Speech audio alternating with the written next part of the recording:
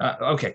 Marsha says that my friends will be happy with me that I didn't make a mistake, and I will be happy with them that my friends won't make a mistake, and I'll be happy that they didn't make a mistake. In other words, that's another way of reading it.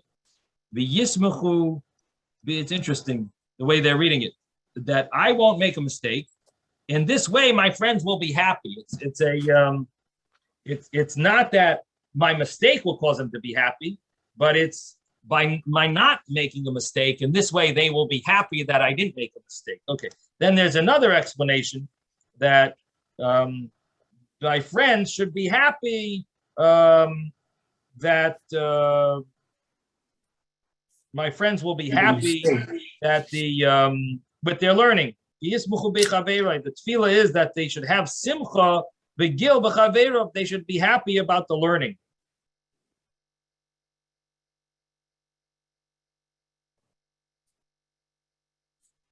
Okay. Anyway, there's a few ways of translating it, and I think if you translate it differently, you don't have the question that Avraham and I think Susan also had the question yesterday about friends being happy with someone who made a mistake. So I think that answers those questions. If you learn it the other way, it does answer it, that they're not rejoicing over your mistake. Okay. The next Gemara, that the next piece of Gemara begins with Tanu Rabbanan. The rabbis learned.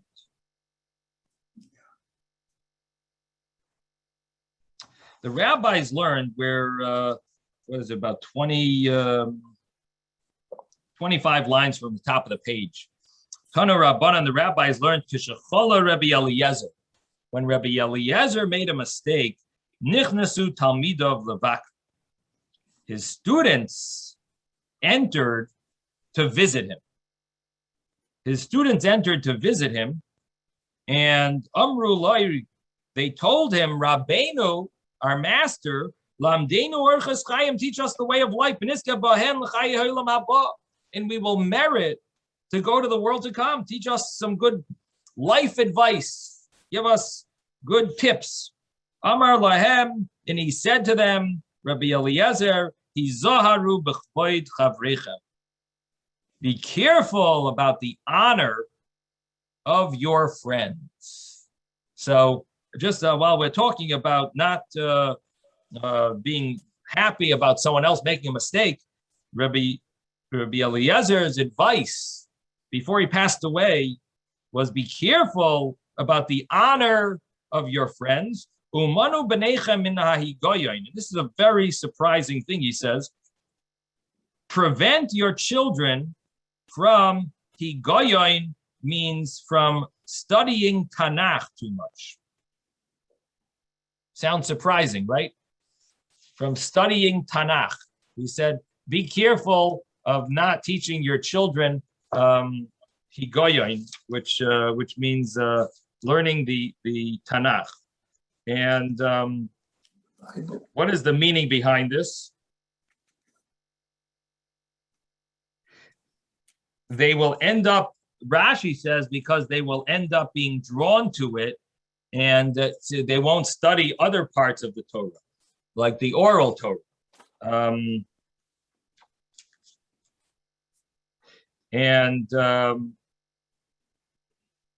That's one explanation. Another explanation is don't allow your children to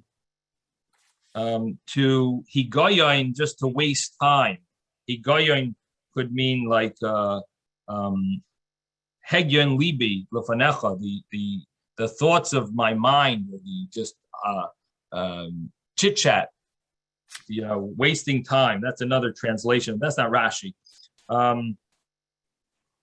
Another explanation is that they should be careful that don't translate words and psukim literally, because it will make it hard for them. If you translate the words literally, it'll be hard for them to relate to exactly how the they'll get they'll get a misconception on what it really means. Yes, Ben. Yeah, this is very surprising to me, this approach, but it reminds me of the approach that you can't study Kabbalah before you are 40. Right. I mean, I think it's in the same direction, but it's saying that, the Torah might mislead you if you don't read it right. And I didn't like that. You didn't like that? No. Because he says that the Perushim are more important than the Torah, and I don't believe in that. I think the Perush is very helpful, but it's not better than the Torah. So this is the thing. Both of these explanations sort of go a little together, a little hand in hand. That the translation that you be careful from studying too much Tanakh, which means Tanakh means the prophets and the writings, the written Torah, the Torah, the Nevi'im, and the Ksuv, the written Torah, the Chumash, and the prophets and the writings. If you study that too much, and you won't study the oral Torah. And the other explanation, which is that if you translate the wording of the verses too literally, it's also basically the similar idea that you're not getting the rabbinic interpretation of the verses, and that's what the statement of Rabbi Eliezer really is all about. That if you take things too literally, you're going to miss out in the way the rabbis explain these verses, and you're going to end up with a incorrect interpretation.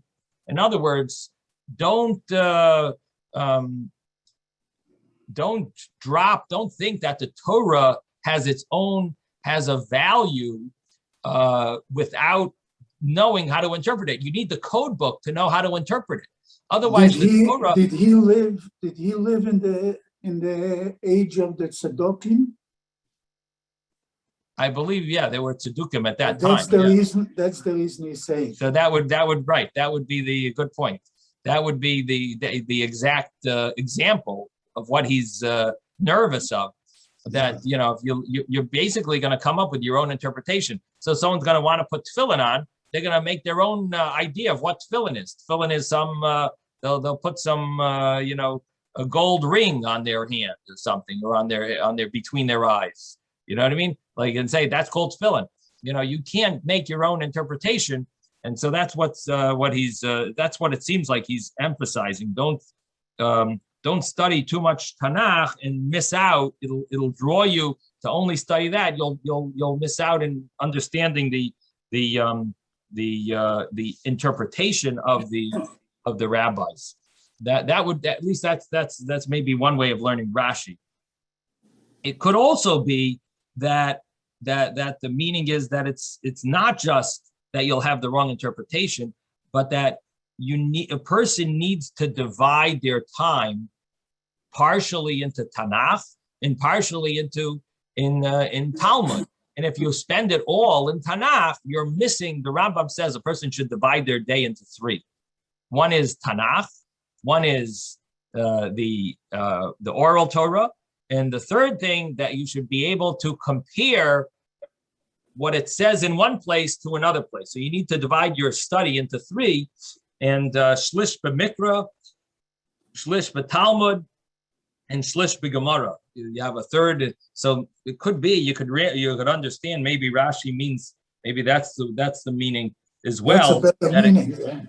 That maybe that's what it means. That if you're going to learn so much Tanakh, you're going to forget about the other parts of the important studies. Anyway, you should place your children between the Talmidei Chachamim, the scholars, and the needs of the scholars. And when you pray, you should know before who you are standing. And because of that, tizku, you will merit you will merit the world to come. So basically, he's saying that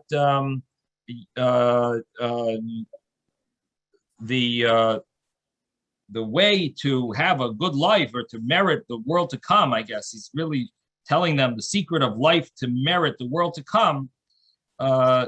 Number one is honoring your friends. And then he tells them about how to take care of your kids. And the third thing is know before who you are standing when you daven. It's interesting. He starts off with your friends, honoring your friends. To stand before God when you He continues with your children. And then he speaks about Hashem. It's interesting, the order, no? The way he put it. First, that respecting for other people. Interestingly, he puts first. Okay, well, that gives us a little inspiration of kavod chaverechem. We need to respect our friends, and I guess I have to let you go then. Take your time. Thank you, everyone.